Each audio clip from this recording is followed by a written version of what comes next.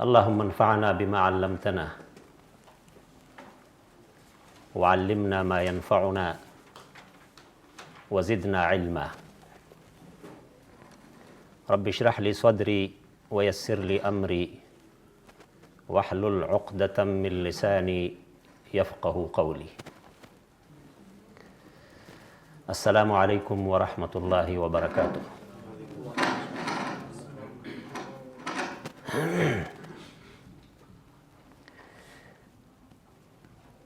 ایک دفعہ پھر ہم سنت کے اور حدیث کے دسترخوان پر اکٹھے ہو گئے ہیں.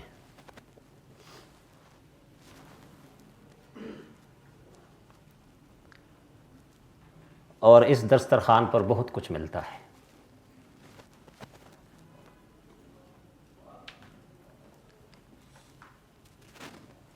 آج ہم سنت اور حدیث کے ایک بڑے امام کے بارے میں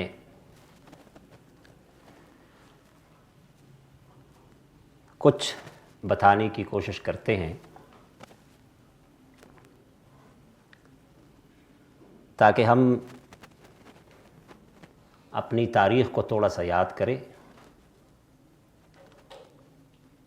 اور ہمارے اسلاف نے اس دین کے لیے جو قربانیاں دی ہیں ان کا تھوڑا سا اعادہ ہو جائے اور ہمارے ذہنوں میں ہماری اپنی تاریخ تازہ ہو جائے. ہماری بڑی لمبی تاریخ ہے اور اس کے اندر بہت کچھ ہے، بہت عجائب و غرائب بھی ہے، بہت نوادر بھی ہے، نادر چیزیں ہیں، کمالات بھی ہے. علم کی دنیا میں، فن کی دنیا میں، عمل کی دنیا میں ہر طرح کے نمونے موجود ہیں ہمارے سامنے.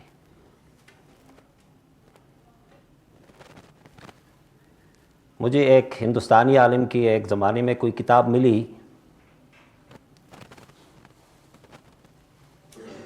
تو اس کتاب کے اندر مجھے جو تشنگی محسوس ہوئی وہ یہی تھی کہ انہوں نے سارے نمونے مغرب سے لیے تھے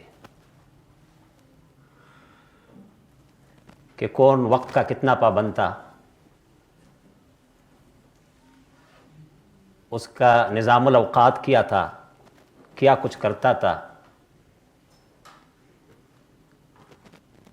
اس نے زندگی میں کیا کچھ ایجاد کیا، کہاں تک پہنچ گیا. اس کے اندر مجھے سوائے حضرت عمر رضی اللہ عنہ کے قصے کا علاوہ کوئی قصہ نہیں ملا. تو بڑی تکلیف ہوتی ہے کہ آج مسلمانوں کے سامنے دوسروں کے نمونے پیش کیے جاتے ہیں. مسلمان اس حوالے سے تعصب کا شکار کبھی نہیں ہوتا. جہاں سے فائدے کی بات مل جاتی ہے وہ لے لیتا ہے. وہ اسے نہیں دیکھتا کہ یہ بات کہاں سے آئی.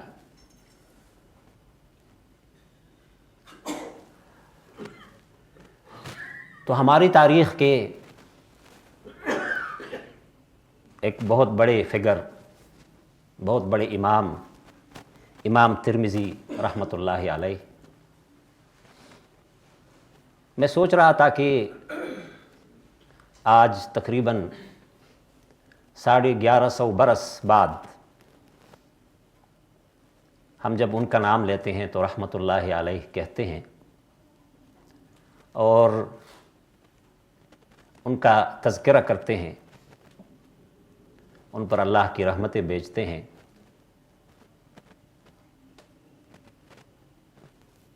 یہ لوگ ہمارے دلوں میں زندہ کیوں ہیں؟ کس وجہ سے آج ہم ان کو یاد کرتے ہیں؟ تاریخ میں بہت سارے لوگ گزرے ہیں، اللہ کے علاوہ کسی کو ان کا علم نہیں ہے کہ وہ کتنے تھے، کہاں تھے، کیسے انہوں نے زندگیاں گزاری. یہ لوگ کیوں زندہ ہیں؟ یہ اللہ کی دین کی وجہ سے زندہ ہے. انہوں نے اپنی زندگی اللہ کی دین کے لیے وقف کر دی تھی، تو اللہ نے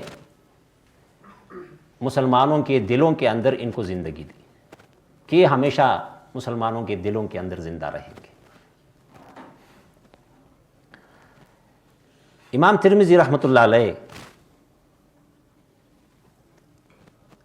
اس علاقے سے تھے جو ایک زمانے میں علم و فن کا بہت بڑا مرکز رہا، جسے ہم خراسان کے نام سے جانتے ہیں، ماوراء النہر کے نام سے جانتے ہیں. یہ بڑا زرخیز علاقہ تھا، اور یہاں اسلام بہت پہلے پہنچ گیا تھا. ہمارے ہاں تو محمد ابن قاسم کے زمانے میں ملتان تک اسلام آیا، پھر بعد کے صدیاں بعد مغرب کی طرف سے ہمیں اسلام آیا. لیکن اسلام سنکیانگ تک پہنچ گیا تھا، اس طرف کہ یہاں کچھ مشکلات تھے جن کی وجہ سے اسلام مغرب کی طرف سے ہمیں جلدی نہیں آیا. تو آج جسے ہم کہتے ہیں افغانستان کہتے ہیں، ازبکستان کہتے ہیں، ترکمانستان کہتے ہیں، قزاقستان کہتے ہیں، اور پھر ترکستان شرقی، ترکستان غربی. تو ترکستان شرقی جسے آج سنکیانگ کہتے ہیں، جو مسلمانوں کا ملک تھا جس پہ قبضہ کیا گیا، یہاں لوگوں نے اس دین کی بڑی خدمت کی ہے.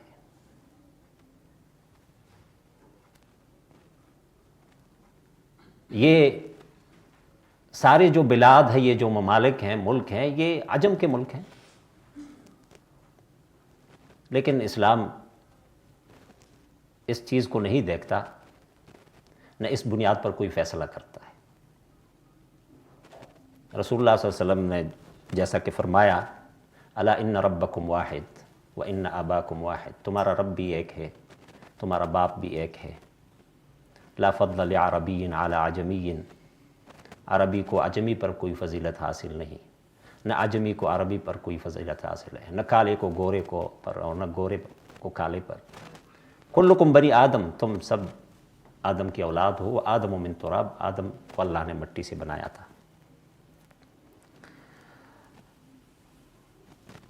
اور ایک زمانہ تھا کہ یہ پوری ایک خلافت تھی، یہاں حدود کا کوئی تصور نہیں تھا کہ کس ملک کے باؤنڈریز اور حدود کہاں تک ہے. ایک ملک سے دوسرے ملک میں جانے کے لیے کسی اجازت نامے کے، کسی ویزے کی ضرورت نہیں تھی. ایک مسلمان لاہور سے نکل کے جا کے سمرقند، بخارا، وہاں سے گزر کے بغداد پہنچ جاتا تھا اور وہاں سکونت اختیار کرتا تھا، رہائش اختیار کرتا تھا. کوئی نہیں پوچھتا تھا کہ آپ کہاں سے ہیں، آپ ثابت کریں کہ آپ یہاں سے ہیں. جیسا کہ آج کل ہندوستان میں مسلمانوں سے یہ مطالبہ کیا جاتا ہے کہ آپ ثابت کریں کہ آپ یہاں کے ہیں. تو اس زمانے میں یہ چیز نہیں تھی، اس لیے علم کے دروازے بھی کھلے تھے. سفر کے مشکلات الگ تھے، لیکن ایک مسلمان جہاں بھی جاتا تھا وہ اپنائیت محسوس کرتا تھا، وہ اجنبیت محسوس نہیں کرتا تھا. وہی شادی کرتا تھا، وہی زندگی گزارتا تھا، گویا کہ اس کا اپنا ملک ہے. اور اگر ہم اپنی تاریخ کو دیکھیں تو ہم یہ چیز بڑی صاف نظر آتی ہے کہ کون کہاں پیدا ہو گیا، کہاں رہا، کہاں فوت ہو گیا. اس لیے کہ وہ یہی سمجھتے تھے کہ کلو بلادی بلاد الاسلامی، سارے ملک جو ہے نا وہ اسلام کے ملک ہیں اور وہ میرے ملک ہیں. تو امام ترمذی رحمۃ اللہ علیہ 209 ہجری کو ترمز میں پیدا ہو گئے۔ ترمز آج کل ازبکستان کے انتہائی جنوب میں افغانستان کے بارڈر پر واقع ہے۔ کہتے ہیں کہ مزار شریف سے تقریباً کوئی 60-65 کلومیٹر کا فاصلہ ہے اس کا۔ یہ ایک زمانے میں بڑا متمدن شہر تھا، ترقی یافتہ شہر تھا، اور یہاں امام ترمذی کے علاوہ اور بھی بڑے لوگ پیدا ہو گئے ہیں۔ لیکن جب ترمذ کا نام آئے تو امام ترمذی ہی ذہن میں آتا ہے کہ گویا کہ وہ اس علاقے کے سب سے مشہور آدمی ہیں، اور رسول اللہ صلی اللہ علیہ وسلم کی سنت اور حدیث سے ان کی نسبت ہے۔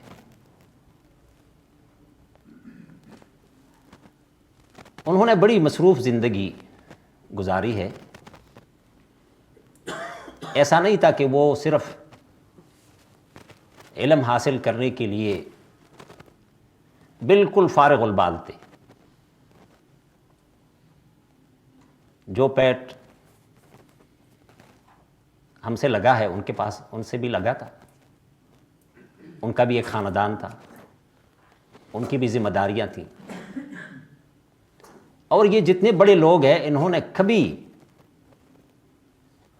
حتیٰ کہ کوئی وظیفے انہوں نے قبول نہیں کیے حکمرانوں سے تاکہ وہ علم کے لیے فارغ ہو جائے، بلکہ انہوں نے پہلے ہی اس سنت پہ عمل کیا ہے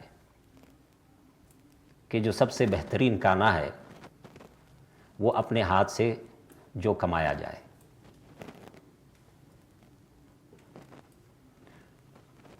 تو کبھی انہوں نے ہاتھ نہیں پھیلایا،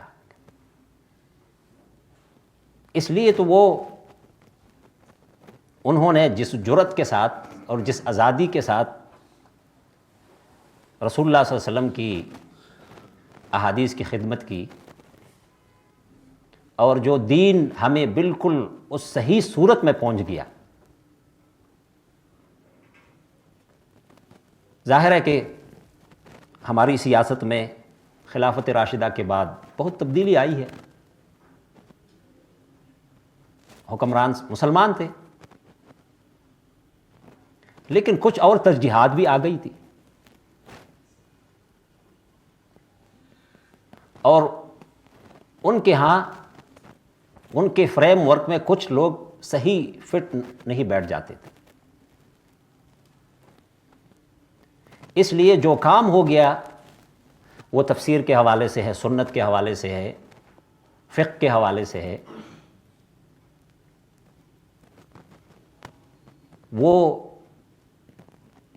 جو سرکاری یا سیاسی دائرے ہیں اس سے باہر رہ گیا، اور اچھی طرح لوگوں نے اس کو سر انجام دیا۔ امام ترمذی رحمۃ اللہ علیہ وہ معاشرہ علمی معاشرہ تھا، اور بہت آغاز عمر سے بچے حدیث کی طلب شروع کرتے تھے۔ ظاہر ہے پہلا قرآن ہے، قرآن کو حفظ کرتے تھے، زندگی کی بنیادی مسائل ہے ان کا علم حاصل کرتے تھے۔ پھر ہر بندے کے اندر کچھ فطری صلاحیتیں ہوتی ہیں کسی خاص چیز کی حاصل کرنے کے لیے۔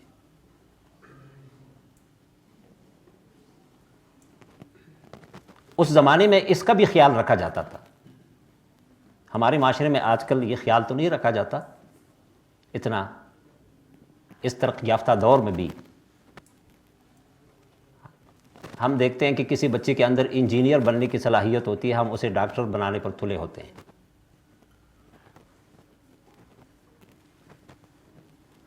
بلکہ میں نے دیکھا کہ ایک دفعہ میں نے ایک ڈاکٹر کو دیکھا تو منرلز کا وزیر تھا ڈاکٹر، تو میں نے کہا ابھی یہ انجینئر کو نا اس کا بنا دیں گے، وزیر صحت بنائیں گے۔ تو اس زمانے میں اس چیز کا خیال رکھا جاتا تھا کہ اس بچے کا رجحان کیا ہے اس کی دلچسپی کا میدان کیا ہے. تو جو شیوخ تھے جن کو ہم کہتے ہیں کہ یہ مسجدوں کے اندر ان کو کوئی چیز سمجھ نہیں آتی، وہ جو استاد ہوتے تھے وہ اس چیز کو بانپ لیتے تھے کہ اس بچے کے اندر کس چیز کی صلاحیت ہے، اس کا رجحان کیا ہے، تو وہ اسی پر لگا دیتے. تو امام ترمذی رحمۃ اللہ علیہ ابتدائی تعلیم کے بعد حدیث کی طرف راغب ہو گئے. بغلان میں مشہور امام تھے قتیبہ ابن سعید. یہ امام مالک رحمۃ اللہ علیہ کے شاگرد تھے، اور انہوں نے لمبی عمر پائی تھی، تقریباً 90 سال کی عمر انہوں نے پائی تھی، اور بہت بڑی دنیا نے ان سے حدیث لی ہے. امام بخاری رحمۃ اللہ علیہ نے ان سے حدیث لی ہے، امام مسلم نے، امام ابو داؤد نے، امام ترمذی نے، امام ابن ماجہ نے، یہ سارے ان کے شاگرد ہیں. تو خراسان میں جو بندہ طلب حدیث کے لیے اپنے شہر سے نکلتا تھا وہ پہلے بغلان کا رخ کرتا تھا، اور خاص طور پر جب یہ پتہ چلتا تھا کہ مثلا ان کی ابھی عمر 80 سال ان کی عمر ہو گئی ہے، تو پتہ نہیں کہ کب وہ دنیا سے رخصت ہو جاتے ہیں، اس لیے وہاں پہلے لوگ پہنچنے کی کوشش کرتے تھے. اس کے بعد پھر ظاہر ہے کہ مکہ، مدینہ، بغداد، بصرہ، کوفہ، یہ سارے علمی مراکز تھے، اور ان ساری علمی مراکز میں امام ترمذی رہے، اور بہت بڑے بڑے حدیث کے علماء سے، اماموں سے انہوں نے استفادہ کیا، حدیث لی. امام ترمذی امام بخاری رحمۃ اللہ علیہ کے خصوصی شاگرد تھے، حتیٰ کہ علماء نے لکھا کہ مات بخاری دنیا سے چلے گئے ولم یخلف بخراسان مثل ابی عیسیٰ الترمذی فی العلم والعمل والحفظ والزہد. امام بخاری دنیا سے چلے اور انہوں نے پیچھے امام ترمذی کے سے زیادہ علم میں اور عمل میں اور حفظ میں اور زہد میں کسی اور کو نہیں چھوڑا. امام بخاری کے علم و عمل کے وہ وارث تھے، زہد اور تقوی کے وہ وارث تھے، حقیقی وارث تھے. اور ایک دفعہ امام بخاری رحمۃ اللہ علیہ نے یہاں تک کہا من انتفعت بک اکثر ممن انتفعت بی، مجھے آپ کی وجہ سے جو فائدہ ہوا شاید اتنا فائدہ آپ کو نہیں ہوا. یہ ایک استاد اپنے شاگرد کے بارے میں گواہی دے رہے ہیں. تو یہ امام بخاری کی کسر نفسی بھی ہو سکتی ہے اور حقیقت بھی ہے. اس لیے کہ لائق شاگرد استاد کے علم بڑھنے کا باعث بنتا ہے، اور نالائق شاگرد استاد کے علم کو آگے بڑھنے نہیں دیتا.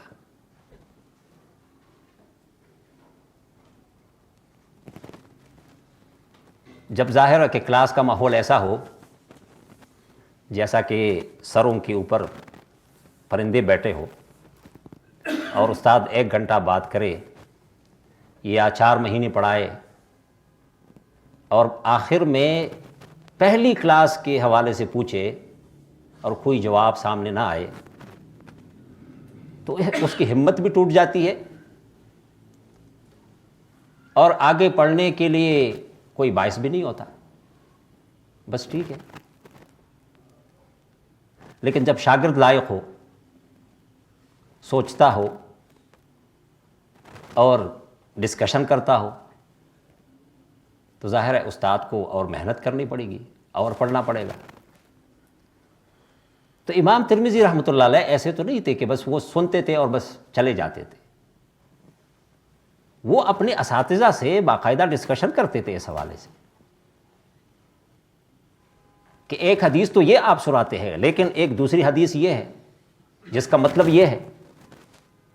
اب ہم ان دو حدیثوں کو کیسے ایک دوسرے کے ساتھ جوڑ دیں گے؟ بظاہر تو لگ رہا ہے کہ یہ دونوں ایک دوسرے کے مخالف ہیں، تو یہ لمبی لمبی بحثیں ہوتی تھی، اور ظاہر ہے کہ اس میں یہ نہیں ہوتا تھا کہ کوئی بے ادبی کا کوئی پہلو نہیں ہے اس حوالے سے، یہ ادب کے منافی نہیں ہے، یہ بھی ہوتا ہے کہ بس ٹھیک ہے، یہ آپ کی رائے ہے، یہ میری رائے ہے، میں اس پر عمل کروں گا، آپ اس پر عمل کریں۔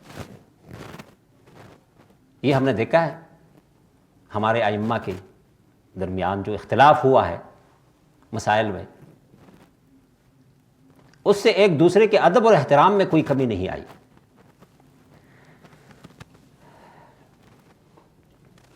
تو امام ترمذی رحمۃ اللہ علیہ امام بخاری کے بڑے شاگردوں میں سے ہیں۔ امام بخاری کی ظاہر ہے کہ امام مسلم بھی شاگرد تھے، انہوں نے ان سے بھی حدیث لی ہے۔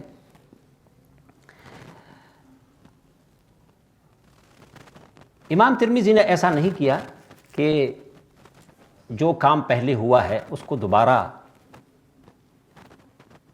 احادیث کو دوبارہ جمع کر لے، جیسا کہ امام بخاری نے کیا، امام مسلم نے کیا، پہلے امام مالک نے کیا ہے، اور بھی مختلف اقسام کی جو تصنیفات ہے یا تالیفات ہیں وہ پہلے سے موجود تھی۔ امام ترمذی نے ایک نئی طرح ڈالی کہ میں نے ایک نیا کام کرنا ہے، تو نیا کام کیا ہے، میں نے یہ دیکھنا ہے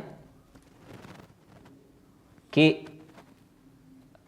احادیث پہ، کسی خاص حدیث پہ کن کن لوگوں نے عمل کیا ہے۔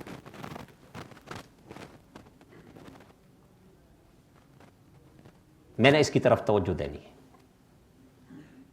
دوسرا کام میں نے یہ کرنا ہے کہ حدیث پر اسنادی اور متن دونوں کے حوالے سے میں نے بحث کرنی ہے۔ یعنی ہمارے ہاں حدیث کے دو حصے ہوتے ہیں، ایک کو سند کہتے ہیں یا اسناد کہتے ہیں، اور دوسرے کو متن کہتے ہیں۔ حدیث کے الفاظ ہے، یہ اسناد ایک سیڑھی ہے جو ہمیں متن تک پہنچا دیتی ہے، اور سب سے پہلے جس چیز کو ہم دیکھتے ہیں کسی حدیث کے حوالے سے کہ یہ ثابت ہے یا نہیں ہے، تو ان کڑیوں کو دیکھتے ہیں کہ امام بخاری نے یہ حدیث کس سے سنی، ان کے استاد نے آگے یہ کس سے سنی، یہاں تک کہ رسول اللہ صلی اللہ علیہ وسلم تک پہنچ جائے، اور پھر ہر کڑی کی تحقیق ہوتی ہے۔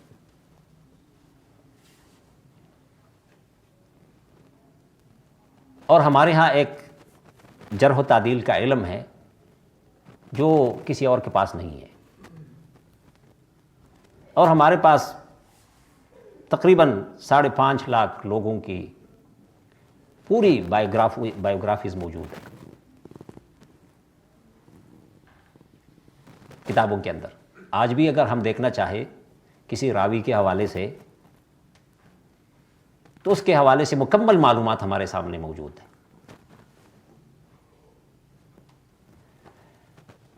کبھی یہ بھی ہوتا ہے کہ ایک حدیث کی جتنی کڑیاں ہیں ان کے اندر کوئی مسئلہ نہیں ہے، لیکن یہ ائمہ پھر بھی اس حدیث کو قبول نہیں کرتے،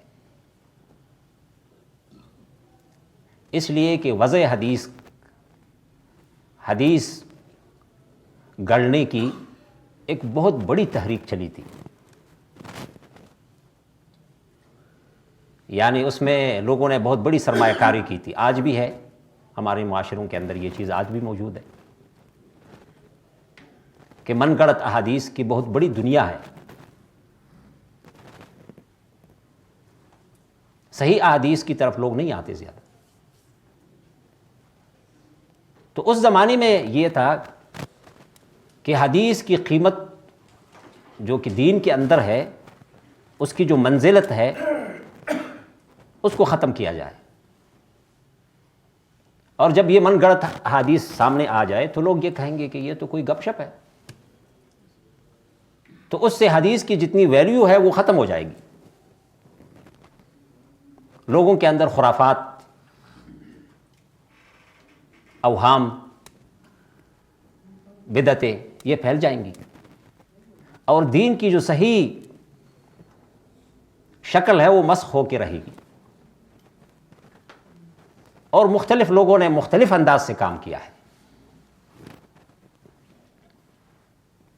لیکن اللہ رب العزت نے اس دین کی حفاظت کے لیے بڑے بڑے لوگوں کو پیدا کیا. جیسے امام بخاری ہے، امام ابن معین ہے، امام احمد ابن حنبل ہے، امام ترمذی ہے، اور جتنے مشہور نام ہیں. انہوں نے ایک طرف صحیح احادیث پہ کام کیا، اور دوسری طرف جو من گڑت احادیث تھی ان کا پول کھول دیا لوگوں کے سامنے، اور پھر ان پر ہر طرح سے انہوں نے تنقید کی کہ اس کے اسناد کے اندر کیا سقم ہے اور اس کے متن کے اندر کیا سقم ہے. تو کبھی یہ ممکن ہے کہ ایک حدیث کی جتنی کڑیاں ہیں وہ کوئی مسئلہ نہیں ہے ان کے اندر. یعنی ایک حدیث ہے جس کی سند میں ہم دیکھتے ہیں کہ امام بخاری بھی ہے، اس کے اندر ہم دیکھتے ہیں کہ امام احمد بھی ہے، آگے امام شافعی ہے، آگے امام مالک ہے، آگے نافع ہے، آگے ابن عمر ہے، اور اس کے بعد رسول اللہ صلی اللہ علیہ وسلم ہے. تو یہ ساری چیزیں بالکل اس میں تو کوئی ہے نہیں. اس کو تو لوگ سلسلۃ الذہب کہتے ہیں، یہ سنہری کڑی ہے. لیکن جو متن ہے، جو لفظ ہے، وہ عموماً دین کے مزاج سے بہت دور ہے. تو یہ جو من گڑت حدیثیں بنانے والے تھے، یہ بھی کوئی ایسے بے وقوف لوگ نہیں تھے، یہ بڑے ماہر لوگ تھے. ان کو اندازہ تھا کہ کس چیز کی مارکیٹ کتنی ہے. اگر ہم ایک کڑی بنا لیتے ہیں امام احمد کی، امام شافعی کی، اور امام مالک کی، اور آگے ابن عمر تک، تو ظاہر ہے کہ مسلمان اس کو تو دونوں ہاتھوں سے لیں گے. لیکن اللہ رب العزت نے یہ جو ائمہ حدیث ہے، کیونکہ اللہ نے اس دین کو قیامت تک برقرار رکھنا ہے، اس لیے نبی صلی اللہ علیہ وسلم کی جو پوری سیرت ہے اور جو جتنی احادیث ہے وہ ہمارے لیے اللہ رب العزت نے محفوظ کیا. اور ان لوگوں کے ذریعے جن کے آج جب ہم نام لیتے ہیں تو ہمارے دلوں سے ان کے لیے دعائیں نکلتی ہیں. تو امام ترمذی نے ایک تو یہ کیا کہ فقہاء میں کچھ ایسے فقیہ بھی ہے جن کی آراء، جن کے اقوال دوسری جگہوں پہ آج ہم نہیں ملتے، ہمیں نہیں ملتے.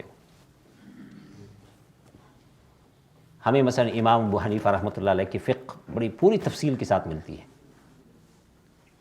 امام مالک کی بھی، امام شافعی کی بھی، امام احمد کی بھی. لیکن امام اللیث بن سعد ہے جن کے بارے میں کچھ لوگوں کا خیال ہے کہ کان افقہ من مالک، وہ مالک سے بڑھ کر فقیہ تھے،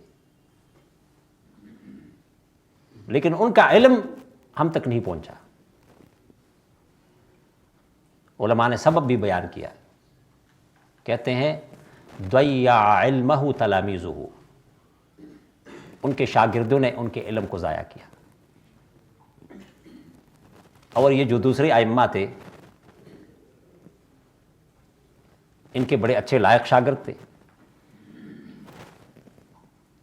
تو اپنے اساتذہ کے علم کو آگے انہوں نے محفوظ کیا اور منتقل کیا. اسحاق ابن راہویہ امام بخاری کے استاد ہیں،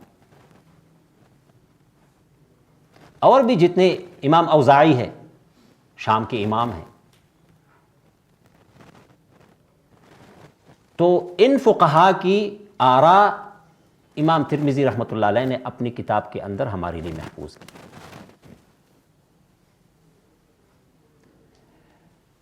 تو جب امام ترمذی رحمۃ اللہ علیہ ایک حدیث کا ذکر کرتے ہیں تو ساتھ یہ بھی بتا دیتے ہیں کہ مسلم امہ میں کن کن لوگوں نے اس حدیث پر عمل کیا ہے، اور ساتھ دوسری حدیث جس پر دوسرے لوگوں نے عمل کیا ہے اس کا بھی تذکرہ کرتے ہیں. یہ جو خاصیت ہے یہ امام ترمذی کے علاوہ کسی محدث کے ہاں نہیں ہے.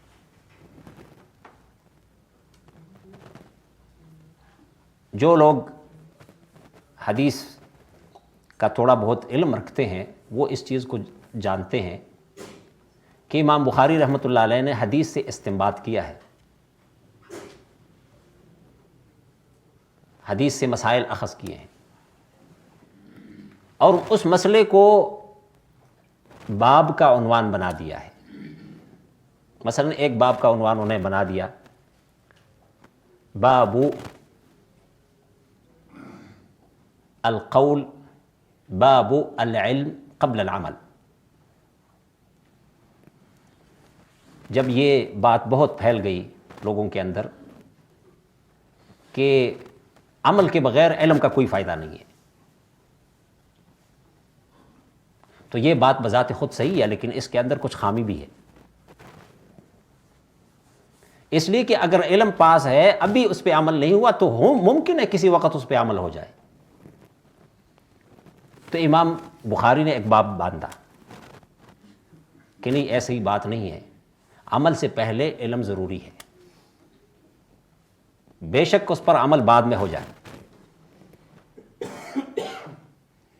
تو یہ ایک حدیث سے انہوں نے یہ استنباط کیا. امام مسلم، صحیح مسلم کا جب ہم مطالعہ کرتے تو اس کے اندر امام مسلم نے خود ابواب بندی نہیں کی، انہوں نے ساری ایک مسئلے کے متعلق جتنی حدیثیں ہیں ایک جگہ اکٹھی کر دی. یہ کام انہوں نے، اب ظاہر ہے وہ تفصیل میں جانے کے وقت نہیں ہے کہ کیوں انہوں نے ایسا کیا، کہ ان مجموعات کو انہوں نے کوئی عنوان نہیں دیا. مثلا سورہ فاتحہ کی نماز میں پڑھنے کے حوالے سے جتنی ہے کہ آپ باجماعت نماز پڑھتے ہیں سورہ فاتحہ پڑھ لیں، تو اس کے حوالے سے جتنی روایات ہیں وہ ایک جگہ اکٹھی کی، لیکن کوئی عنوان نہیں دیا. یہ بعد میں جو شارحین حدیث ہے انہوں نے مختلف عنوانات دیے ہیں. البتہ امام مسلم کی خاصیت یہی ہے کہ انہوں نے جو رسول اللہ صلی اللہ علیہ وسلم کے الفاظ ہیں ان تک پہنچنے کی کوشش کی ہے.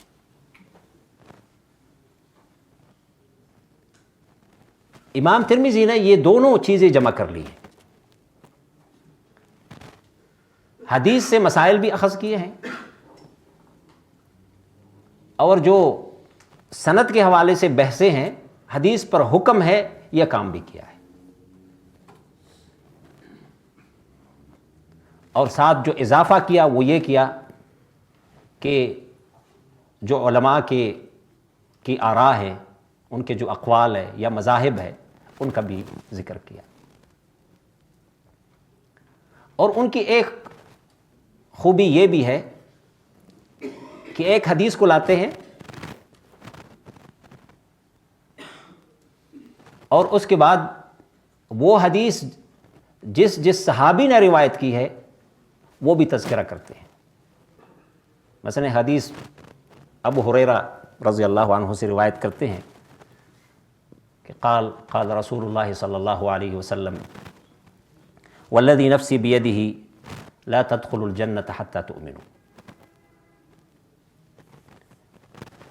جس کے قبضے قدرت میں میری جان ہے، آپ جنت میں ایمان کے بغیر نہیں جائیں گے.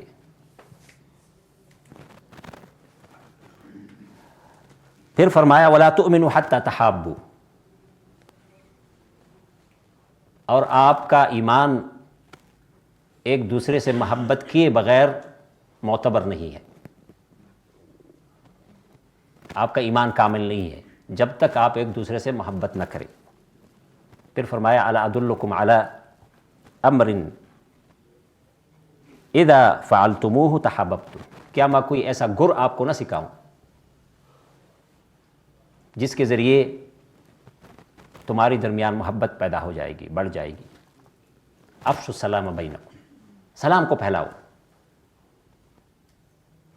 تو یہ انہوں نے حضرت ابو ہریرہ رضی اللہ عنہ سے روایت کی. ساتھ یہ فرمایا وفی الباب عن عبداللہ ابن سلام، یہ حدیث عبداللہ ابن سلام سے بھی روایت ہے، شریح ابن ہانئ سے بھی ہے، عبداللہ ابن عمرو سے بھی ہے، براء ابن عازب سے بھی ہے، انس ابن مالک سے بھی ہے، ابن عمر سے بھی ہے. یعنی اس نے حدیث کے کئی سند ذکر کیے ہمارے سامنے، جس سے یہ یقین پختہ ہو جاتا ہے کہ یہ واقعی یہی الفاظ ہوں گے اور یہی معنی ہوگا. اور امام ترمذی حدیث کے بعد حکم بھی لگا دیتے ہیں کہ یہ حدیث کس درجے کی حدیث ہے. سب سے زیادہ یہ خاصیت ان کے ہاں ہے.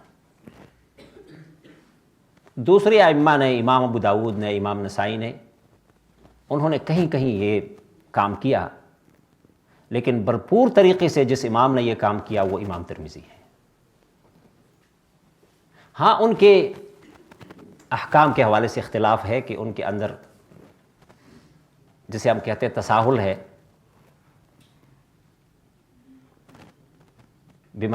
اس کا مطلب ہے کہ وہ زیادہ اس حوالے سے تشدد نہیں کرتے، سخت کوئی وہ نہیں اپنا لیتے. ایک امام نسائی ہے جنہوں نے امام بخاری کی کچھ راویوں پر بھی تنقید کی ہے، تو ان کے مقابلے میں امام ترمذی ہے. اور یہ ہے کہ ظاہر ہے انسان مختلف مزاج کے ہوتے ہیں، ہر بندے کا مزاج مختلف ہوتا ہے اور اس کا اثر ضرور کہیں نہ کہیں ہوتا ہے. فرشتے تو نہیں ہیں، ماحول سے متاثر ہو جاتے ہیں لوگ، اور زندگی کے اونچ نیچ سے انسان کے دل و دماغ پر اثر پڑ جاتا ہے، تو لوگ مختلف رخ اختیار کر دیتے ہیں. اور اس چیز کی نشاندہی ہو چکی ہے کہ کون کہاں معتبر ہے، کہاں اس کی بات قابل قبول ہوگی. حتیٰ کہ امام بخاری کی بھی کہیں کہیں کوئی دوسری ائمہ نے پھر اس کو قبول نہیں کیا، اس کی رائے کو.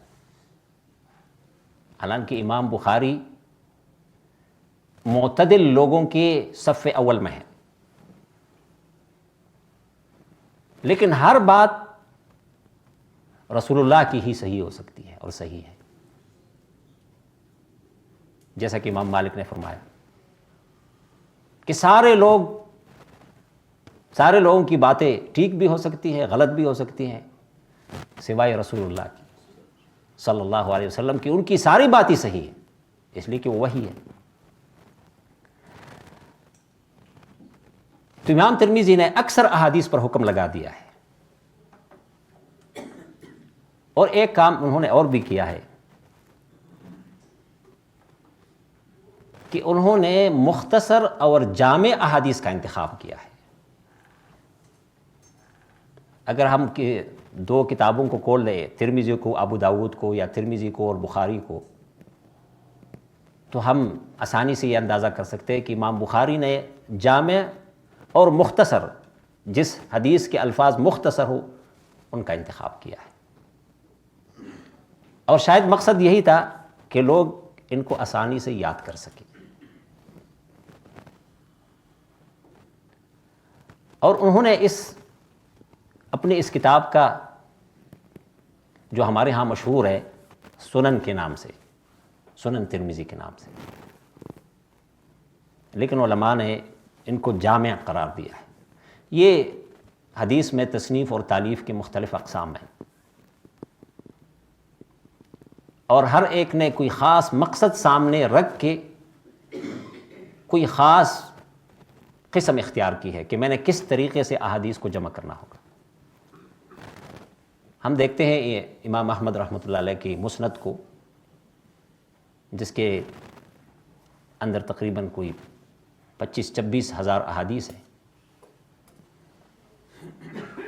تو انہوں نے جو طریقہ اختیار کیا تھا وہ یہ تھا کہ ایک صحابی کی جتنی احادیث ہیں ان کو ایک ہی جگہ اکٹھی کی جائیں، اس لیے کہ اس زمانے میں سوال یہ تھا، اصل مسئلہ یہ تھا کہ احادیث کہیں اکٹھی ہوں، ان سے مسائل اخذ کرنا یہ بات کا کام ہے،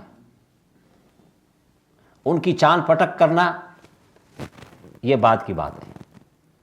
پہلے کوئی چیز تو ہونی چاہیے نا، اگر حدیث ہے ہی نہیں تو کس چیز کی چاند پٹک ہو جائے گی، کس چیز سے مسئلہ اخذ ہوگا؟ تو انہوں نے جو زمانے کی ضرورت تھی اس کے مطابق یہ ایک خاص طریقہ اختیار کیا۔ امام بخاری رحمۃ اللہ علیہ کے زمانے میں پھر یہ مسئلہ نہیں رہا، حدیث اکٹھی ہو گئی، موطا امام مالک بھی ہے، مسند احمد بھی ہے، اور بھی مسانید کے نام سے اور بھی کتابیں ہیں، جوامع کے نام سے بھی کتابیں ہیں، جامع امام ثوری۔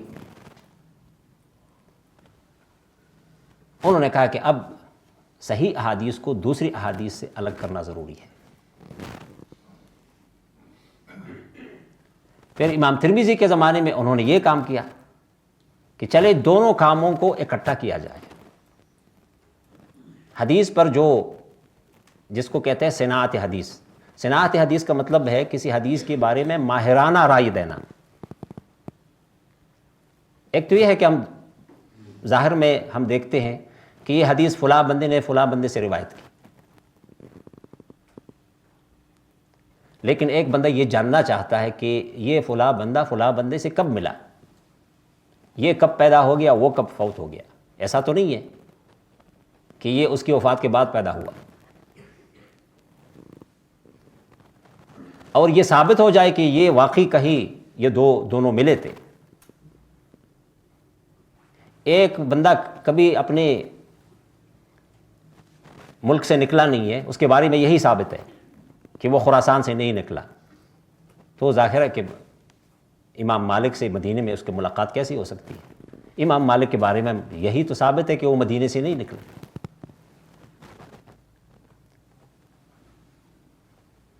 تو یہ چاند پٹک کہ کس نے کس سے علم لیا، کہاں کا سفر کیا، کس سے کہاں ملا، اور پھر آگے کہ اس کے حافظے کی کیا کیفیت تھی،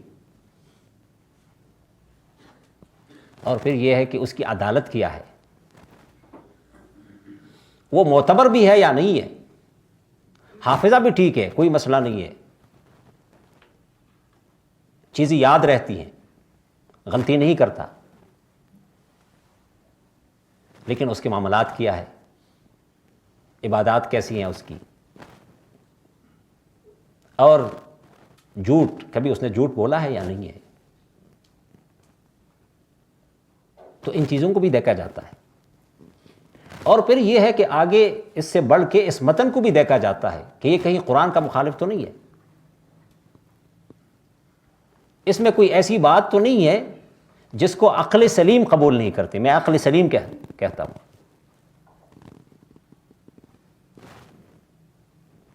اس لیے کہ بہت سارے لوگ ایسے ہیں کہ جو کہتے ہیں نہیں یہ میری عقل نہیں مانتی۔ ظاہر ہے انہیں اس پہ محنت ہی نہیں کی ہے نا، وہ پہلی ہی فرصت میں کہتے ہیں نہیں میری عقل یہ نہیں مانتی۔ اور آج کل یہ بہت لوگ اس چیز کو، اس لیے کہ یہ جسے کہتے ہیں نا کہ آج کل ایک طرف مادہ پرستی ہے تو اسی طرح عقل پرستی بھی ہے، غور و فکر کے لیے تیار نہیں ہے کہ اپنی عقل کو اس حکم کے مطابق بدلے، یعنی گویا عقل اصل ہے ہم نے اس کو اصل قرار دیا کہ بس ٹھیک ہے، میری عقل جو ہے نا وہ پیمانہ ہے، اور قرآن و سنت کو اسی سے میں گزار دوں گا، اسی پر تولوں گا۔ یہ ایک غلط طریقہ ہے جس کا انجام گمراہی کے علاوہ کچھ نہیں ہے۔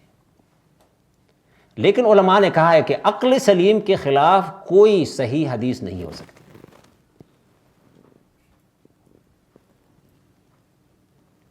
اسی طرح ایک حدیث بالکل صحیح ثابت ہے، ایک دوسری ایسی حدیث آتی ہے کہ جو کہ اس کی مخالف ہوتی ہے، اس کو بھی دیکھنے کی ضرورت ہوتی ہے۔ یہ صنعت حدیث ہے، کسی حدیث کے بارے میں ماہرانہ رائے دینا، اس پر حکم لگانا،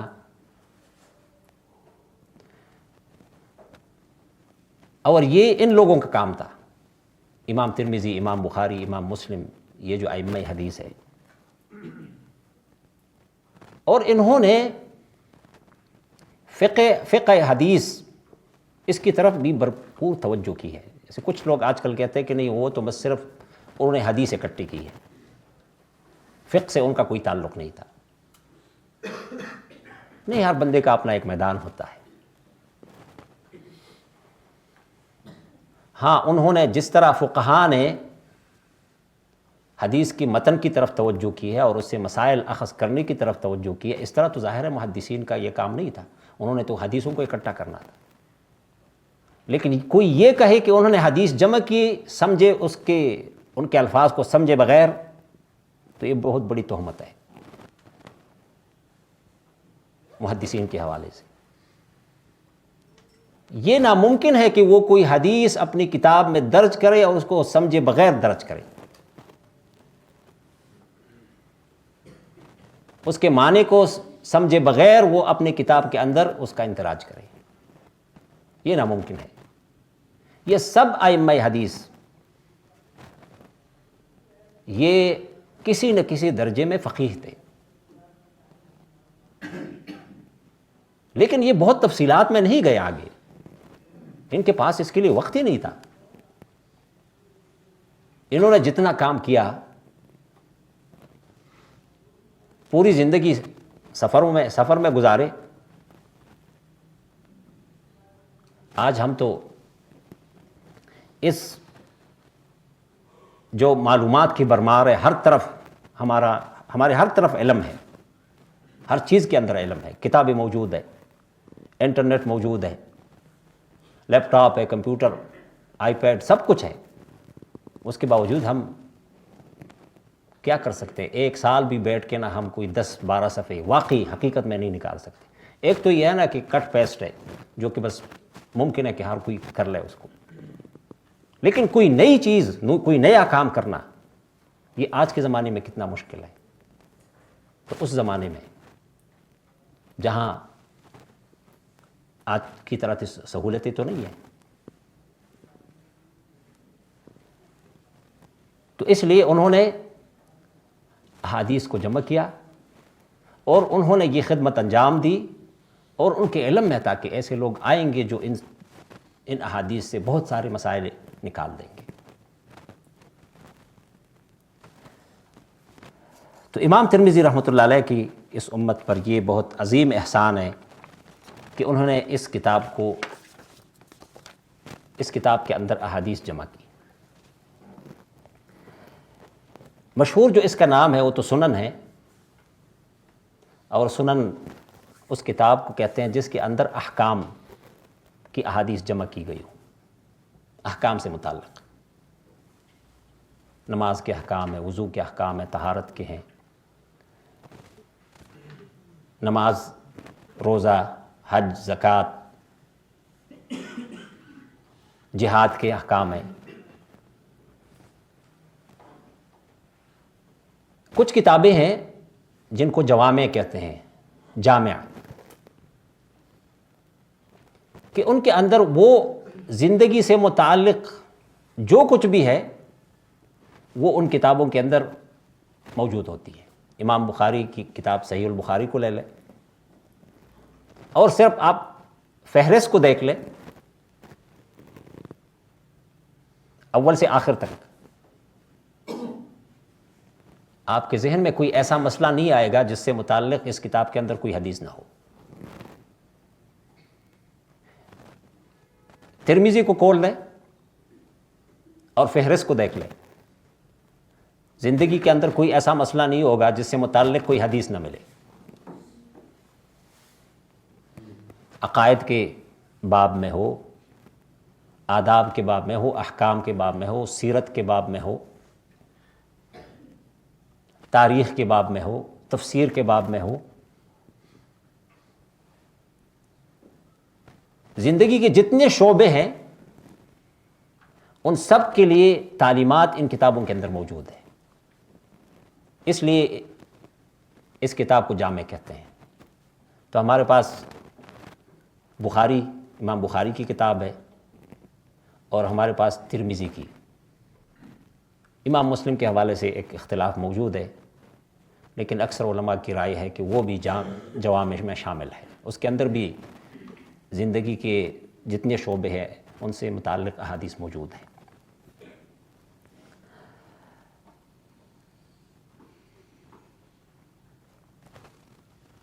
کچھ علماء نے سنن ترمذی کو صحیحین کے بعد رکھا ہے کہ اس کا مرتبہ اس کے بعد ہے۔ ہاں، یہ کوئی اس پہ اتفاق نہیں ہے، دوسرے لوگوں نے سنن ابو داؤد کو رکھا ہے، کچھ لوگوں نے سنن نسائی کو رکھا ہے، لیکن ہر کتاب کا اپنا ایک مقام ہے اور اس کی ایک خوبی اور خاصیت ہے۔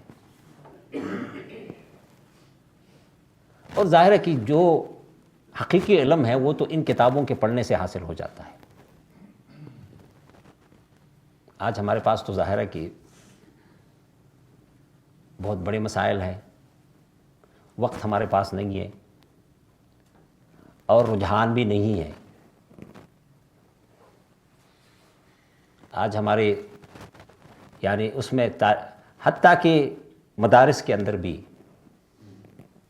جس طرح حدیث کو پڑھنا چاہیے اسی طرح حدیث نہیں پڑھی جاتی۔ وہ ایک سال میں بس یہ کر دیتے ہیں کہ ساری 6 کتابوں کی 6 کتابیں پڑھ لیتے ہیں، اور وہ صرف یہ ہے کہ ایک گزر جاتا ہے طالب علم، اس کے پاس کچھ بھی نہیں آتا، جو باقی وقت ہے وہ اور چیزوں میں گزر جاتا ہے۔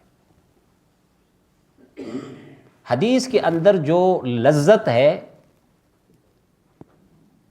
جس طرح قرآن کے اندر ایک لذت ہے، اسی طرح حدیث کے اندر ایک لذت ہے، لیکن یہ لذت کب محسوس کی جا سکتی ہے؟ جب تسلسل سے حدیث کا مطالعہ ہو۔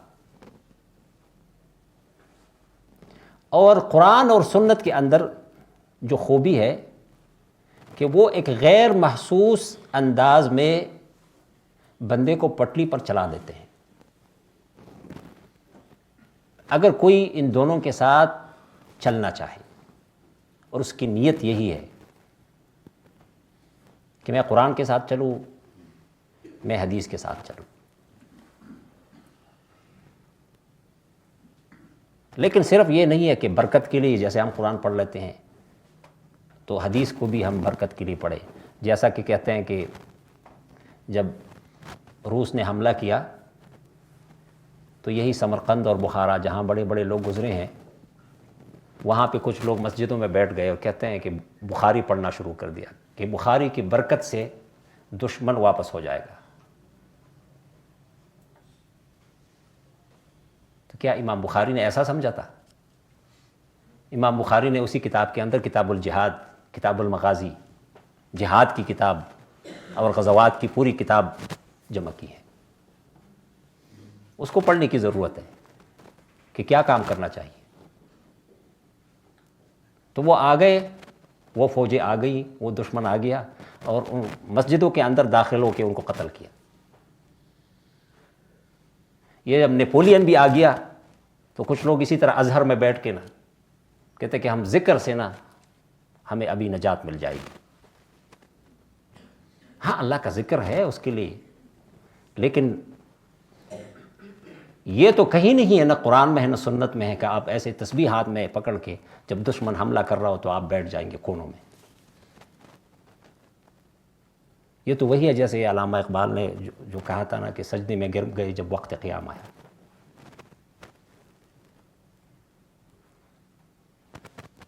تو یہ قرآن اور سنت یہ بندے کی اس انداز سے تربیت کر دیتے ہیں کہ ساری چیزیں آسان ہو جاتی ہیں آہستہ آہستہ۔ بہت مشکل لگتی ہیں یہ چیزیں، آج کے معاشرے میں ظاہر ہے کہ ہمارے لیے بہت مشکل ہے، اس لیے کہ اجتماعیت نہیں ہے، اجتماعی ماحول نہیں ہے۔ آج تو ہم دیکھتے ہیں کہ میں تو کہتا ہوں کہ آج ہم صرف 1/4 زیادہ سے زیادہ 1/4 پر قرآن پر عمل کر سکتے ہیں، اس سے زیادہ نہیں کر سکتے۔ اسی طرح آپ حدیث بھی لے لیں، باقی کا تعلق اجتماعیت کے ساتھ ہے، اور اجتماعیت کے اندر ہمارے اجتماعیت کے اندر فساد ہے۔ مثلا میں اپنے بچے کی تربیت کرنا چاہتا ہوں، کوئی بھی باپ یہ نہیں چاہتا کہ اس کا بچہ کوئی غلط راستے پہ نکلے۔ ایک باپ ہوتا ہے خود سگریٹ پیتا ہے لیکن وہ کبھی یہ نہیں چاہتا کہ اس کا بچہ سگریٹ پی لے۔ یہ اللہ نے ایک ایسی چیز پیدا کر دی ہے انسان کے اندر، کوئی بھی ہو وہ اپنے بچے کو نیک چاہتا ہے، لیکن وہ کیسے اس کو نیک بنائے؟ اب میں اپنے بچے کو نیک بنانا چاہتا ہوں لیکن یہ میرے بس کی بات نہیں ہے۔ میں جس اسکول میں اسے بھیج دیتا ہوں وہ اسکول اسے کیا سکھاتا ہے؟ آج کل اکثر اسکولوں میں یہی ڈانس ہے، گانے ہیں، بہت کم ایسے اسکول ہے، اور کچھ نے تو تڑکا لگا دیا ہے اس کے ساتھ قرآن کے اور کچھ تربیت کے، حقیقت میں اندر کچھ نہیں ہوتا۔ تو اگر ہم چاہتے ہیں کہ واقعی ہماری کشتی پار ہو تو یہ جو لوگوں نے اتنی بڑی محنت کی ہے اور پوری عمریں گزاری ہیں، یہ کس لیے انہوں نے گزاری ہیں؟ سردی گرمی انہوں نے برداشت کی ہے، بھوک پیاس انہوں نے برداشت کی ہے، اس دین کے خاطر کہ یہ رہے، باقی رہے اور اپنی اصلی حالت میں رہے۔ تو آج ان علوم کی قدر کی ضرورت ہے، اور اس کی قدر یہ ہے کہ اس کی طرف ہم قدم بڑھائیں۔ آج ہم دیکھتے ہیں کہ ہمارے معاشرے میں ڈاکٹر بہت ہے جسمانی، لیکن روحانی، اس معاشرے کو آج روحانی ڈاکٹروں کی زیادہ ضرورت ہے، اور میرے خیال میں اس میں کسی کا اختلاف نہیں ہوگا۔ اور وہ روحانی ڈاکٹر کتاب و سنت کو پڑھ کے تیار ہو جائیں گے۔ تو اللہ رب العزت سے دعا ہے کہ وہ ہمیں عمل کی توفیق عطا فرمائے۔ آخر دعوانا زیادہ کرنا چاہتے ہیں بس نہیں کوئی مسئلہ، بس ٹھیک ہے، کافی ہے۔ دوسرا حصہ شروع۔ خیر ہے، ان کے کوئی سوالات ہو تو لیتے ہیں کوئی۔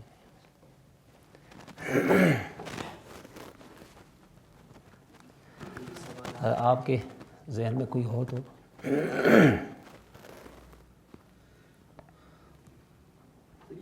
سوال حدیث پڑھنے کے متعلق کہتے ہیں عامی بندے کا رویہ کیا ہونا چاہیے جو نیا بندہ ہے کہ اس کو خود سے حدیث پڑھنی چاہیے، اس کو آغاز کس استاد سے کرنا چاہیے؟ ظاہر ہے ایک تو عام طور پر اخلاقیات کے حوالے سے احادیث ہے یا اذکار کے حوالے سے احادیث ہے، اور ان کے آج ترجمے بھی موجود ہیں، تو ان کو پڑھنے میں تو کوئی حرج نہیں ہے۔ لیکن اگر آگے وہ مسائل میں جانا چاہے، یعنی ان مسائل میں پھر ظاہر ہے کہ لوگ الجھ بھی جاتے ہیں، تو اس میں یہ ہے کہ ضرور کسی استاد کے سامنے بیٹھنا چاہیے۔ اس لیے کہ ایک جگہ اس کو ایک حدیث مل جاتی ہے، اسی کو لے کے وہ پھر حکم لگانا شروع کر دیتے ہیں دوسروں پر، ٹھیک ہے، کہ حدیث تو یہ ہے لیکن آپ جو کرتے ہیں وہ تو اس حدیث کے خلاف ہے، اس لیے کہ اس کو دوسری حدیث کا علم نہیں ہے۔ تو ویسے استاد کے بغیر تو کوئی بھی علم حقیقت میں حاصل نہیں ہو سکتا۔ اور آج تو یہ ہے نا کہ معلومات الگ چیز ہے لیکن علم الگ چیز ہے۔ آج تو معلومات کی بھرمار ہے لیکن جو علم، جو اصول کا نام ہے، جو قواعد کا نام ہے، جو جسے کہتے ہیں کہ یہ چابیاں ہیں، وہ ظاہر ہے کہ کسی استاد کے بغیر ممکن نہیں ہے۔ علم کے لیے 3 چیزوں کی ضرورت ہے جو آپ سے ہمیں جیسے کہ سفر، حجت اور فقر۔ ماشاء اللہ۔ آپ میرا خیال ہے اسی لیے ان کو علم کی زیادہ اہمیت تھی اور وہ جاتے تھے اور آگے بڑھے۔ ہم ان تینوں چیزوں کے بغیر علم حاصل کرنا چاہتے ہیں، حدیث بھی، قرآن بھی۔ آپ رہنمائی فرمائیے۔ ویسے نا ظاہر ہے کہ عام جو عربوں کی ایک مشہور ہے کہ من جد وجد، جس نے طلب کی اس کو مل جاتی ہے وہ چیز۔ سب سے پہلے علم کے حوالے سے نا کہ جس چیز کا علم حاصل کیا جاتا ہے اس کی اہمیت کیا ہے کسی بندے کے ہاں۔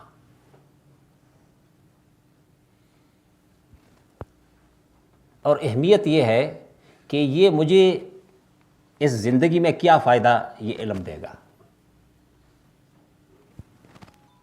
آج ہم دیکھتے ہیں نا، آج کیوں ہمارے ہاں اسلامیات کی کتاب اتنی ہوتی ہے ایک کلاس کے اندر، ٹھیک ہے، اور ایک فزکس کی کتاب کتنی ہوتی ہے، یا حتیٰ کہ انگلش کی کتاب کتنی ہوتی ہے؟ اس لیے کہ ہم سمجھتے ہیں کہ یہاں پہ اس چیز کی کوئی مارکیٹ نہیں ہے۔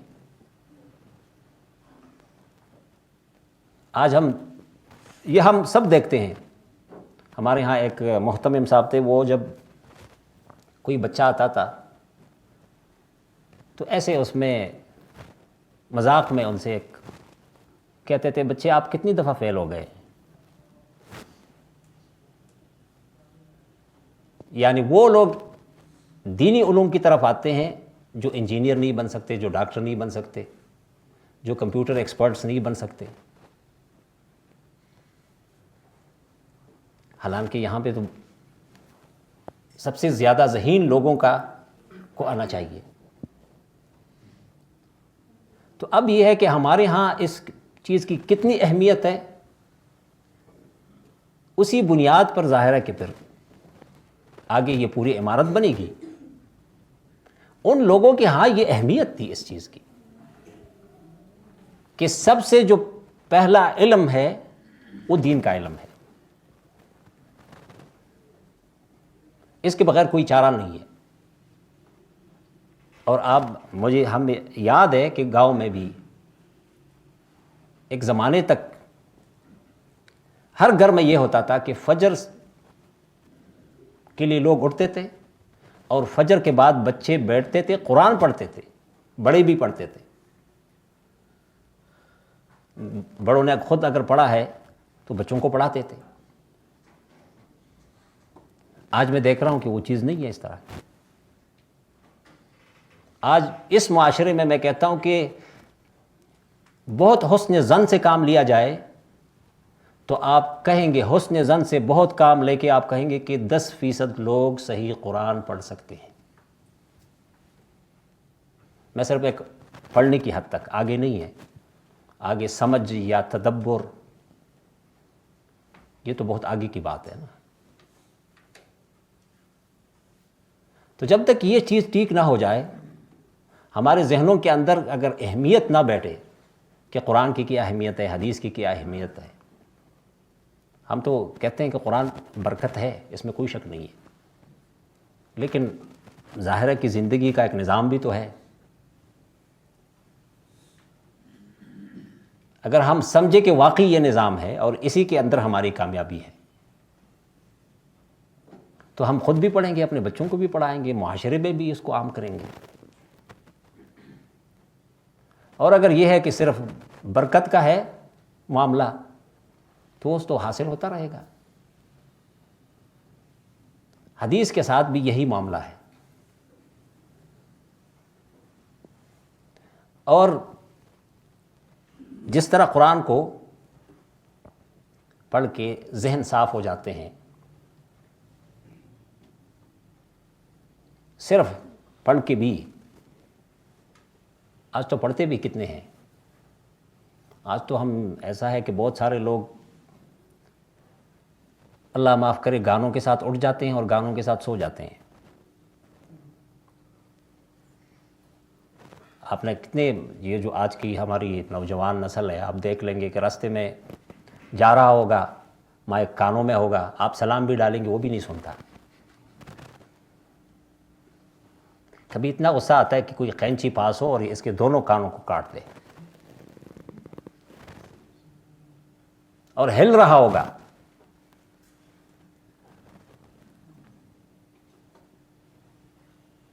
تو ہماری تو یہ حالت ہو گئی ہے۔ اور پھر یہ ہے دیکھیں نا کہ وہ جو احترام اور ادب تھا وہ کہاں پہنچ گیا۔ قرآن تو ادب سکھاتا ہے، قرآن تو تواضع اور انکساری سکھاتا ہے۔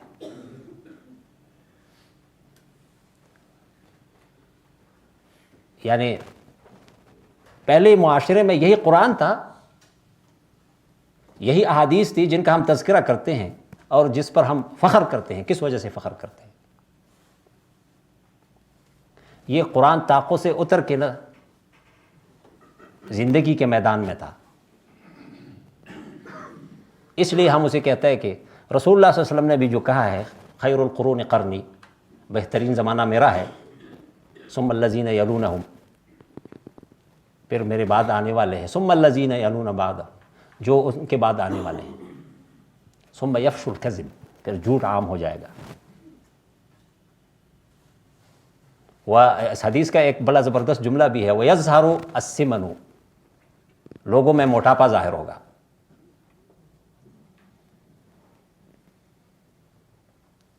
جھوٹ عام ہو جائے گا، لوگوں میں موٹاپا پیدا ہوگا، مطلب اس لیے کہ راحت ہوگی، کوئی فکر نہیں ہوگی۔ تو وہ زمانہ بہتر زمانہ اسی وجہ سے تھا کہ قرآن طاقوں میں نہیں پڑا تھا۔ عبداللہ بن مسعود کا ایک زبردست قول ہے، کہتے ہیں کہ آج ہمارے لیے قرآن کو حفظ کرنا مشکل ہے اور عمل کرنا آسان ہے۔ ویسے یہ بہت عجیب بات ہے۔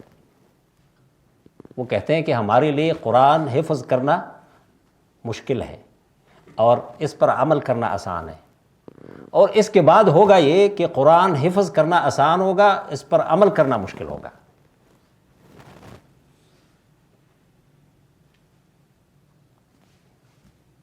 ان کی بات کا مقصد یہ ہے کہ ہمارے ہاں ایک معاشرہ ہے،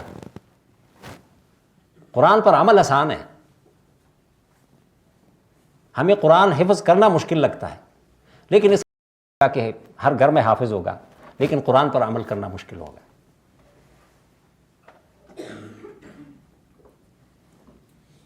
اور قرآن کے ساتھ اگر یہ ہے کہ واقعی ہمارا رویہ جو موجودہ ہے اس سے تو کوئی فرق نہیں پڑے گا۔ اللہ نے تو فرمایا لو انزلنا هذا القرآن على جبل لرأيته خاشعا متصدعا من خشیۃ اللہ، قرآن یہ پہاڑ پر بھی نازل ہوتا تو پہاڑ بھی ریزہ ریزہ ہو جاتا۔ اللہ نزل احسن الحدیث کتابا متشابہا مثانی تقشعر منہ جلود الذین یخشون ربهم، جو اللہ کی خشیت رکھنے والے ہیں ان کے رونگٹے کھڑے ہو جاتے ہیں۔ حضرت عمر رضی اللہ عنہ نکلے ایک دفعہ رات کو گھر سے، تو ایک تہجد پڑھنے والی کی تلاوت سنی اس نے، جو سورہ طور پڑھ رہا تھا۔ جب اس آیت پر پہنچا ان عذاب ربک لواقع، تیرے رب کا عذاب واقع ہونے والا ہے، ما لہ من دافع، اسے روکنے والا کوئی نہیں۔ فرمایا واللہ انہ لحق، یہ حق بات ہے۔ پھر گھر آئے، کہتے فمرض شہرن، پورا مہینہ بیمار ہو گئے۔ یعودہ الناس ولا یدرون لماذا مرض، لوگ ان کی عیادت کے لیے آتے تھے، کسی کو سبب کا اندازہ نہیں ہو رہا کہ وہ کیوں ایسا ہے۔ قرآن کا اثر ہے۔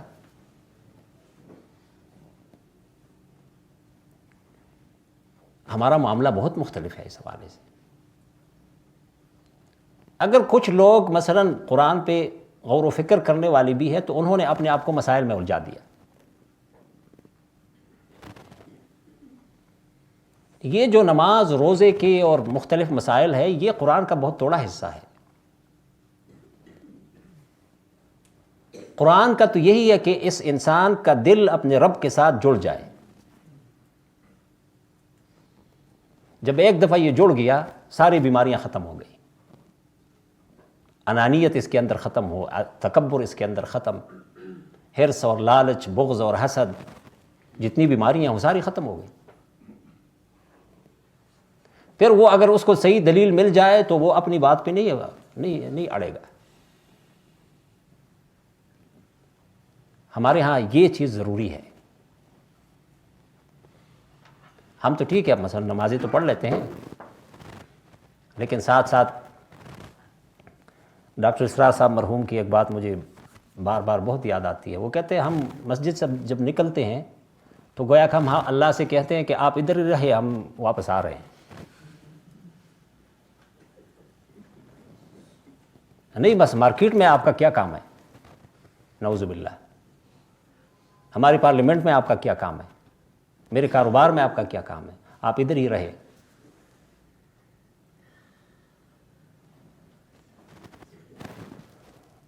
کافی ہے، ٹھیک ہے، جزاک ٹھیک ہے۔ سبحانک اللہم و بحمدک، نشہد ان